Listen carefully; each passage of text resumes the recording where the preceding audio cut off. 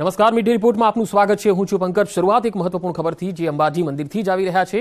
મોહનથાળનો જે વિવાદ છે એ હજુ પણ યથાવત છે। અંબાજી મંદિરમાં મોહનથાળ પ્રસાદ વિવાદનો જે મામલો છે, આ વિવાદ વચ્ચે કોંગ્રેસ પક્ષ હવે ફરી એકવાર મેદાનમાં ઉતર્યું છે। પ્રદેશ કોંગ્રેસ પ્રમુખ જગદીશ ઠાકોર વિરોધમાં ઉતર્યા છે। અમદાવાદના માધુપુરાના અંબાજી મંદિરમાં તેમણે પ્રાર્થના કરી અને અંબાજી મંદિરમાં મોહનથાળનો પ્રસાદ ચાલુ થાય એ પ્રકારે માગણી પણ કરી। રાજ્ય સરકાર દ્વારા અંબાજી મંદિરના પ્રસાદ મુદ્દે સ્પષ્ટતા જે કરવામાં આવી હતી અને તેને લઈને હાલ કોંગ્રેસ વિરોધના મૂડમાં છે।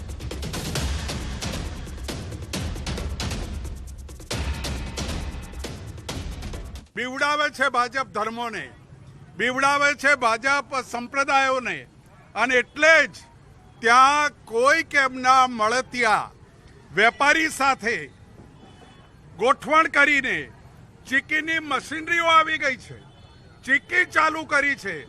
આસ્થા સાથે ધરાવાતો પ્રસાદ માને મોહનથાળ બંધ કરીને વેપાર ચાલુ કર્યો છે। આ વેપાર ચાલુ કર્યો છે તેની સામે કોંગ્રેસ આંદોલન કરશે। ગામે ગામ અંબાજીના મંદિરોમાં પ્રસાદ ધરાવવાનો કાર્યક્રમ થશે અને ચલો માના ધામમાં પ્રસાદ મોહનથાળનો જ રહેવો જોઈએ એ મુદ્દા ઉપર પણ એક બે દિવસમાં કાર્યક્રમો ઘડી જશે। અંબાજીમાં મોહનથાળનો પ્રસાદ ફરીથી શરૂ કરવાની માંગ સાથે વિશ્વ હિન્દુ પરિષદ અને બજરંગ દળ દ્વારા ધરણા પ્રદર્શન બાદ વહીવટદારના પૂતળાનું દહન કરવામાં આવ્યું। બે અલગ અલગ તસવીરો આપને બતાવી રહ્યા છીએ। જાહેર માર્ગ પર રેલી યોજીને કાર્યકર્તાઓએ પૂતળા દહન કર્યું અને ઉગ્ર સૂત્રોચ્ચાર પણ કર્યા। આ પહેલા વિશ્વ હિન્દુ પરિષદના હોદ્દેદારો અને કાર્યકર્તાઓએ મંદિરમાં માં અંબાને મોહનથાળ ધરાવ્યું, સાથે જ વહીવટદાર સાથે બેઠક કરી અને માંગણી કરી કે સત્વરે ચીકીના પ્રસાદના બદલે મોહનથાળનો પ્રસાદ ફરી શરૂ કરવામાં નહીં આવે તો ઉગ્ર આંદોલન થશે। વીએચપીના પ્રદેશ મંત્રી અશોક રાવલે તમામ હિન્દુઓને રવિવારે સાંજે દરેક મંદિરમાં આરતીમાં મોહનથાળનો પ્રસાદ ધરાવવા અને આખા ગામમાં વહેંચવા આહવાન કર્યું છે। 3 દિવસની અંદર મેં જોયું, આ 7 દિવસની અંદર આ એક માતાજીની ધજા 2 વાર બદલવી પડી, ફાટી ગઈ છે। માતાજીનો યંત્ર પણ ખંડિત થઈ ગયો છે અને માતાજીના ગર્ભગૃહમાં પણ આગ લાગી છે। તો સામાન્ય જનતાને કેટલું દુઃખ આ જાણીને થશે એવું વિચારો। દ્વારકાના હર્ષદમાં સતત બીજા દિવસે મેગા ડેમોલિશનની કામગીરી હાથ ધરવામાં આવી। કલ્યાણપુરના ધાર્મિક સ્થળ હર્ષદ ગાંધી નજીક દરિયા કિનારાની આસપાસ મેગા ડેમોલિશનમાં અત્યાર સુધીમાં 2 કરોડથી વધુની કિંમતનું ગેરકાયદેસર દબાણ દૂર કરાયું। 2 દિવસમાં 4 ધાર્મિક સ્થળો પર બુલડોઝર ફરી ચૂક્યું છે। 102 થી વધુ કોમર્શિયલ તેમજ રહેણાંક દબાણો દૂર કરવામાં આવ્યા। 3.79 લાખ ફૂટ જેટલી જમીન પર ગેરકાયદેસરના જે દબાણો હતા તેને તોડી પાડવામાં આવ્યા। ડિમોલિશનની કાર્યવાહીમાં કોઈ અનિચ્છનીય બનાવ ન બને તે માટે એલસીબી, એસઓજી, એસઆરપી સહિત 800 પોલીસ કર્મીઓની ટીમ તૈનાત કરાઈ છે।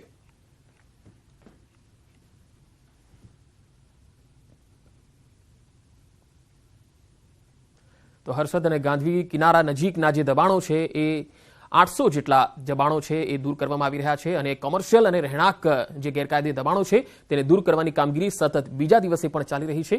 2 કરોડથી વધુની કિંમતના આ દબાણો છે તેને હટાવવામાં આવ્યા છે। સ્વાભાવિક છે કે આટલી મોટી સંખ્યામાં જ્યારે મેગા ડિમોલિશનની કાર્યવાહી થાય ત્યારે કોઈ વિરોધ કે ઘર્ષણ ન થાય તેના માટે પોલીસની ટીમને પણ અહીંયા મેદાનમાં ઉતારવામાં આવી છે। એટલું જ નહીં, એસઆરપી, એલસીબી, એસઓજીની ટીમો અને કુલ 800 જેટલા પોલીસ કર્મચારીઓની ફોજ અહીંયા તૈનાત કરવામાં આવી છે અને તેમની દેખરેખમાં આ ડિમોલિશનની કાર્યવાહી થઈ રહી છે। આ ડિમોલિશનની કાર્યવાહીનો આજે બીજો દિવસ છે અને લગાતાર બીજા દિવસે પણ અમે આ જે વિઝ્યુઅલ છે, ડ્રોન વિઝ્યુઅલ છે, તેનાથી આપણે તસવીરો બતાવી રહ્યા છીએ કે આ તમામ જે વિસ્તારો આપણે જોઈ રહ્યા છો, દ્વારકાના ગાંધી અને જે હર્ષદ વિસ્તાર છે, દરિયા કિનારાની નજીકનો આ જે વિસ્તાર છે, ત્યાં ઘણા વર્ષો જૂના આ દબાણો હતા। 2 અલગ અલગ તસવીરોમાં આપ જોઈ શકો છો આ દબાણોને હવે દૂર કરવાની કામગીરી ચાલી રહી છે। તો એક્સક્લુઝિવ તસવીરો આપને બતાવી રહ્યા છીએ દ્વારકાના હર્ષદ ગાંધી નજીકથી જે દબાણો હટાવવામાં આવી રહ્યા છે। તંત્રનું બુલડોઝર અહીંયા ફરી એકવાર ફરી વળ્યું છે। આ પહેલા પણ દ્વારકામાં આ પ્રકારની કાર્યવાહી થોડા દિવસો પહેલા જ થઈ હતી અને આ બીજો રાઉન્ડ કહી શકાય। દ્વારકાની અંદર જે ગેરકાયદેસર દબાણ કરીને બેઠા હતા એ તમામ લોકો સામે હવે તંત્રનું બુલડોઝર ફરી રહ્યું છે। 3.79 લાખ ફૂટ સરકારી જમીન છે તેને ખાલી કરાવવામાં આવી છે। અહીંયા વર્ષોથી ગેરકાયદે દબાણો સરકારી જમીન પર ખડકાયેલા હતા। તો 800 જેટલા પોલીસ કર્મચારીઓની ફોજ પણ અહીંયા તૈનાત કરવામાં આવી છે જેથી કોઈ ઘર્ષણનો બનાવ ન બને, કોઈ અનિચ્છનીય બનાવ ન બને। એલસીબી, એસઓજી અને એસઆરપીની ટીમ પણ છે। વધુ માહિતી સાથે સંવાદદાતા ફોનલાઈન પર મુકુંદ મોકરિયા જોડાયા છે। મુકુંદ, આજે મેગા ડિમોલિશનનો બીજો દિવસ છે, કોઈ ઘર્ષણનો તો બનાવ નથી બન્યો અને તંત્રની ટીમ અત્યારે શું કહી રહી છે આ મેગા ડિમોલિશનની કામગીરીને લઈને? જી પંકજ, વાત કરવામાં આવે તો દ્વારકા જિલ્લાના કલ્યાણપુર તાલુકાના હર્ષદ ગાંધી ખાતે મેગા ડિમોલેશનનો આજે બીજો દિવસ છે। પોલીસના ચુસ્ત બંદોબસ્ત વચ્ચે ગાંધરી ખાતે દરિયાઈ વિસ્તારમાં જે ડિમોલેશન છે તે ડિમોલેશનની કાર્યવાહી છે. ગેરકાયદેસર જે જમીન પર દબાણ કરવામાં આવ્યું હતું તેનું ડિમોલેશન હાથ ધરવામાં આવ્યું છે. મેગા ડિમોલેશનમાં અંદાજિત 2 કરોડથી વધુની કિંમતનું જે જમીન છે તેમાંથી ડિમોલેશન કરી દબાણ દૂર કરવામાં આવ્યું છે. 4 ધાર્મિક સ્થળો છે તેમાં 120 થી વધુ કોમર્શિયલ તેમજ રહેણાંક દબાણો પણ દૂર કરવામાં આવે છે. અંદાજિત 2 કરોડથી વધુની જે જમીન છે તે ખાલી કરવામાં આવી છે. લોકો પણ પોતાની રીતે સ્વેચ્છાએ જે દબાણ દૂર જે મકાનો છે તે ખાલી કરી અને અન્ય સ્થળ પર શિફ્ટ થઈ રહ્યા છે. પોલીસના બંદોબસ્ત વચ્ચે આજે બીજા દિવસે પણ જે ડિમોલેશન છે તે યથાવત છે. જી મુકુંદ, આભાર માહિતી આપવા માટે. તો 2 અલગ અલગ તસવીરોમાં આપને બતાવી રહ્યા છે કે જે મેગા ડિમોલિશનની કામગીરી છે એ સતત ચાલી રહી છે.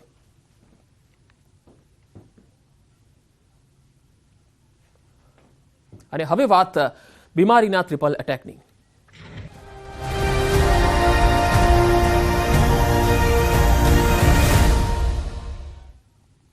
રાજ્યમાં બીમારીનો ટ્રિપલ એટેક વર્તાઈ રહ્યો છે. હાલ રાજ્યમાં ઘરે ઘરે શરદી ઉધરસના કેસ વધી રહ્યા છે.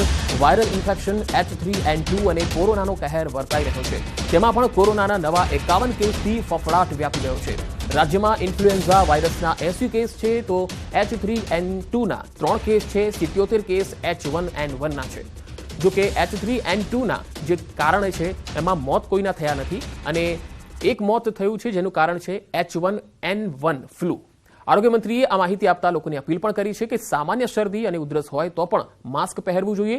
જો લક્ષણો જણાય તો વારંવાર હાથ ધોવા જોઈએ અને તબીબની સલાહ અચૂક લેવી જોઈએ અને નિયમિત દવાનો પણ આગ્રહ રાખવો જોઈએ.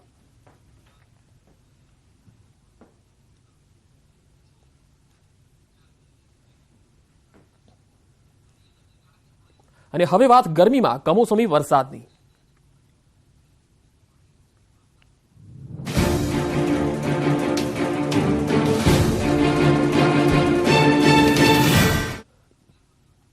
રાજ્યના ખેડૂતોએ સાવધાન રહેવાની જરૂર છે. આવતીકાલથી ફરી કમોસમી વરસાદ પડી શકે છે. રાજ્યમાં ઉત્તર પૂર્વના પવનો ફૂંકાઈ રહ્યા છે અને સાથે સાથે વેસ્ટર્ન ડિસ્ટર્બન્સ પણ સક્રિય થયું છે, જેની અસર રાજ્યના વાતાવરણ પર જોવા મળી રહી છે. રાજ્યના અનેક વિસ્તારોમાં વાદળછાયું વાતાવરણ સર્જાયું છે. હવામાન વિભાગ દ્વારા આગાહી પણ કરાઈ છે. 13 થી 15 માર્ચ દરમિયાન 13, 14 અને 15 માર્ચ દરમિયાન કમોસમી વરસાદની સંભાવના છે. દક્ષિણ ગુજરાત, ઉત્તર ગુજરાત, કચ્છ અને સૌરાષ્ટ્રના વિસ્તારોમાં સામાન્ય વરસાદની આગાહી કરાઈ છે. જો કે કમોસમી વરસાદની સંભાવનાને લઈ હવામાન વિભાગ દ્વારા સરકાર અને ખેડૂતોને જાણકારી પણ આપવામાં આવી છે, જેના કારણે તૈયાર પાકને કોઈ નુકસાન ન થાય અને ખેડૂતોએ તૈયાર થયેલા પાકને ખુલ્લી જગ્યા પરથી સલામત જગ્યા પર રાખી દેવાની પણ અપીલ કરવામાં આવી છે. 13 માર્ચના બનાસકાંઠા, સાબરકાંઠા, પાટણ, દાહોદ, નર્મદા, સુરત, તાપી, ડાંગ, નવસારી, વલસાડ, દમણ, દાદરાનગર હવેલી, અમરેલી, ભાવનગર અને કચ્છમાં વરસાદની સંભાવના